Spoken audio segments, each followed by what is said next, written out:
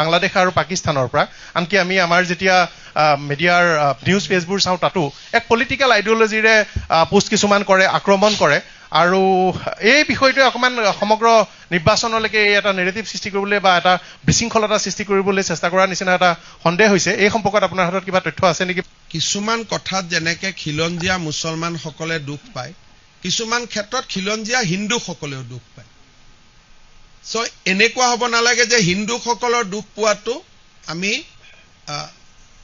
চিন্তা নকৰিম যেনেকে ধুবুৰীত যেতিয়া এটা ঈদৰ দিনাখন প্ৰায় 18 পৰা 20,000 কেজি গৰু মাংস কটা হয় এখন চহৰত আৰু যিখন চহৰত আটাইতকৈ বেছি হিন্দু নাগৰিক আছে তেলেতো খিলঞ্জীয়া হিন্দুসকলেও দুখ পায় একোটা লাভ জেহাদৰ ঘটনাই খিলঞ্জীয়া হিন্দুসকলকো দুখ দিয়ে সেইকাৰণে খিলঞ্জীয়া মুছলমান আৰু খিলঞ্জীয়া হিন্দু সকলোৱে লগ লাগি অসমখনক আমি কেনেকৈ ৰক্ষা কৰিম তাৰ বিষয়ে আলাপ আলোচনা কৰিব লাগে আৰু আমাৰ চৰকাৰে চৰকাৰ হোৱাৰ প্ৰথম অৱস্থাতে আমি কৈছো যে খিলঞ্জীয়া হিন্দু মুছলমান সকলোৰে অধিকাৰ অসমত একে সমান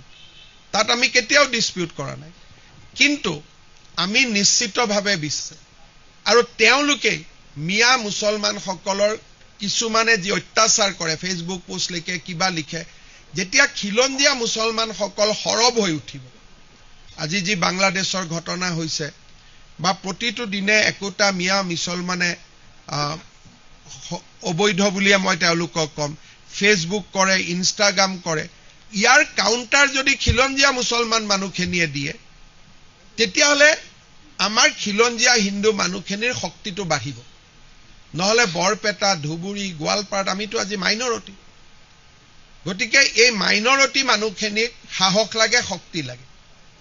শিৱসাগৰ ডিব্ৰুগড়ত আজি যেনেকৈ আমি খিলঞ্জীয়া মুছলিম মানুহখিনিক সন্মানৰ চকুৰে চাওঁ কোনো আমি ভেদ বিভাদ নকৰো তেনেকৈ আমাৰ মনত থাকিব লাগিব যে নামনিত বাস কৰা সংখ্যালঘিষ্ঠ হিন্দুসকলৰ কথা আৰু দুইটা ধৰ্মালম্বী লোকে দুইটাৰে যেতিয়া মনোকষ্ট বুজি পাব তেতিয়া অসমখন স্বাভাৱিকভাৱে শান্তি হ'ব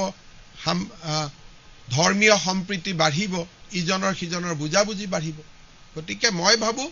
যে এই ক্ষেত্ৰত আমাৰ সকলোৰে কৰণীয় আছে আৰু সকলোৱে কৰিব লাগে